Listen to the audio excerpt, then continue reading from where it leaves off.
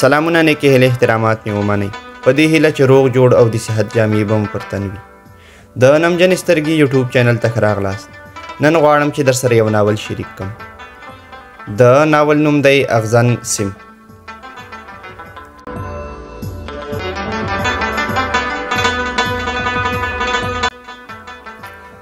کمپیوټر مې چالان کړ ایمیلونو ته ورغلم 4 ایمیل اول 3 دفتري او یو هم ناشناخته ایمیل مې لومړی وکوت لیکلی و مرم د ژوند کیسه مې لیکې ادرس ته مې وکتل ګډوډ توري لیکل شوي و سر مې پسې ونه ګرځاوه د دفتر ایمیلونه مې ځواب کړل د میز پر سر راډیو خپرونو پرتومتونو اصطلاح غوښته 10 بجې وې په همغه ادرس بل ایمیل راغی فکر دې وکړ ومې لیکل ته څوک یې دقیقه 7 ته ځواب راغی ستا 2-3 ناولونه مې له انټرنیټه راواخیستل هیله کوم د چټ پاڼې ته ورشه هماغسې مې وکړل ویې لیکل سلام وعلیکم ته څوک یې ضروري ده هو 22 کلنه یم ومې لیکل پوره ځواب نه و ها ولې خاندې ویې لیکل زما د ژوند کیسه لیکې نه 22 کلنه یم 22 کلنه یې که 22 کلن ویې خندل دومره بې باوره د باور دلیل ځواب یې رانه کړ ومې لیکل یو وخت مې له یو چا سره چټکاوه ځان نجلۍ معرفي کړی و خو وروسته مې ملګری و خو تر اوسه مې ځوروي څه یې ونه لیکل په کیسه کې یې نه شوم ګړۍ ته مې وکتل 10 بجې وې جلسه مو درلوده 1.5 ساعت وخت یې ونیو د کنفرانس له سالون نه سیده پورته تمخانې ته وختم ماسپښین 1 بجه بیرته کمپیوټر ته کېناستم څو پرله پسې جملې یې لیکلې وې د چا چې مرګ نږدې وي دروغ نه وایي زما د ژوند کیسه ولیکه هم به موضوع ومومي او هم به د نورو ته خیر ورسیږي که امکان لري د ټلیفون نومره دې راته ایمیل کړه ومې لیکل یې نه وه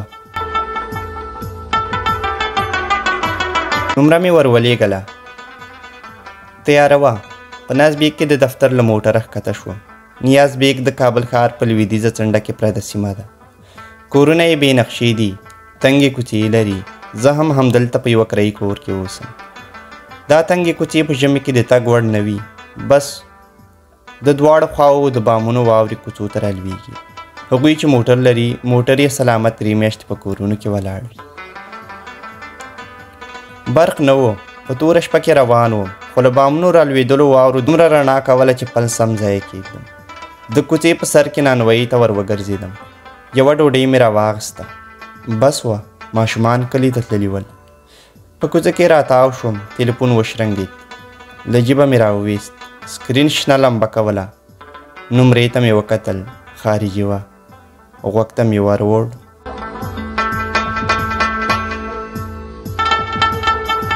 هلو ښځینه غږ راغی اوس دې باور وکړ ومې پوښتل وبخه څوک یاست د خندا غږ مې په غوږ ننوت ویې ټوخل ویې ویل ته هیرجن یې فکر نه کوم چې زما د ژوند کیسه په سمه توګه ولیکې ومې خندل ته خو په رښتیا هم نجلۍ یې په خندا کې ویل اوس خو دې باور راغی تر دې لوی ثبوت بس نو شک دې له زړه لرې کا دروغ نه درته وایم غلی شوم د ځواب لپاره یم په مناسبه جملې پسې ګرځېدم ویې ویل په ټلیفون کې غشاری ده کور ته روان یم په کلکه واوره خیژم کابل مې هېڅ وخت داسې سپین نه ولیدلی ویې ویل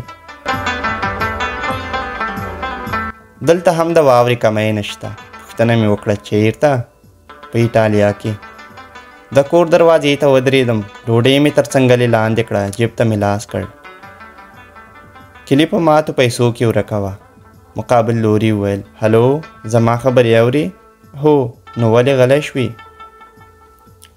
کلي مې په کلب کې تاو کړه ویې ویل دروازه نه خلاصېده خندا راغله سمه جادوګره یې نه ما د دروازې غږ واورېد ټلیفون قطع شو. کوټې ته لاړم، برق راغلی و. د بخارۍ تر څنګ سهارنۍ ناولې پیاله او ترموز ایښی ول. په ژوند کې مې د لوښو له وینځلو کرکه کېږي. کوټې ته مې وکتل، غالۍ پاکه وه، جارو یې نه غوښته.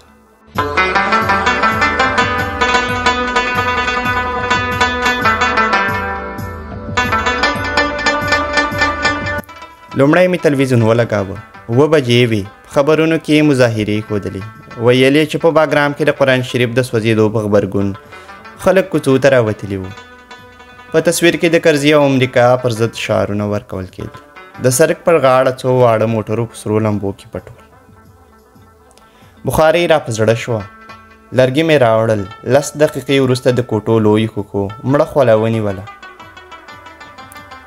د دیګ غم مې نه درلود، بس بیګانې قورمه پاتې وه. جامې مې بدلې کړې او د بخارۍ تر څنګ اوږد وغځېدم. خوند یې کاوه. د لرګو د سوځېدو ټکا خطا. د بخارۍ یوه خوا سره وه. ټلیفون راغی، هماغه نومېره وه. ویې ویل وبخه، پیسې خلاصې شوې. ومې ویل زه ډېر کوشنی یم. ویې خندل. ولې؟ هېڅ، ما ټلیفون درته ونه کړ. په خندا کې ټوخی ګډ شو. ښه شېبه یې وټوخل، بېرته یې وخندل. نه، داسې نه ده. ومې ویل دروغ نه درته وایم، پرون مې نیمه کیلو غوښه راوړې وه، 2 وخته مې کړه. خندا یې زور ونیو. له خندا سره یې بل ښځینه غږ هم ګډ شو، خو روښانه نه راته. ومې ویل دا څوک ده؟ نرسه. وایي چې ډېرې خبرې مه کوه، صحت ته دې تاوان لري. ومې ویل ته په ایټالوي پوهېږې؟ نه، خو د هغې ما ته ګوډه انګلیسي زده ده. ومې ویل څه ناروغي لرې؟ غلې وه. د امبولانس نری غږ راته. بیا یې یودم وخندل. بیړه دې ده؟ خبره مې واړوله. مصرف در باندې راځي. ځواب مې وانه ورېد. ویې ویل هلو، اورم. خو په دې ټکي کې مې غریب احساس کړ. یودم یې وخندل. هی، په مصرف پسې مه ګرځه. $10,000 را سره دي چې کاغذي تیاري هم ترې جوړوم، په 1 میاشت کې یې نشم خلاصول. زړه نازړه مې وویل ولې؟ مور پلار کورنۍ؟ ویې خندل، خو خندا یې ترخه وه. ویې ویل 4 میاشتې مخکې مې هر څه درلودل، خو اوس هېڅ هم نشته. غلې شوه، خو ما یې د ژړا غږ تر ډېره اورېده. ټلیفون قطع شو.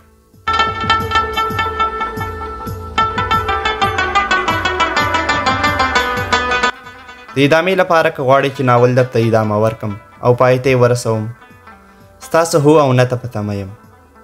کولی شئ چې په کمنټ کې مو خپل نظر راسره شریک کړئ. مننه. ستاسو ورور ساحل.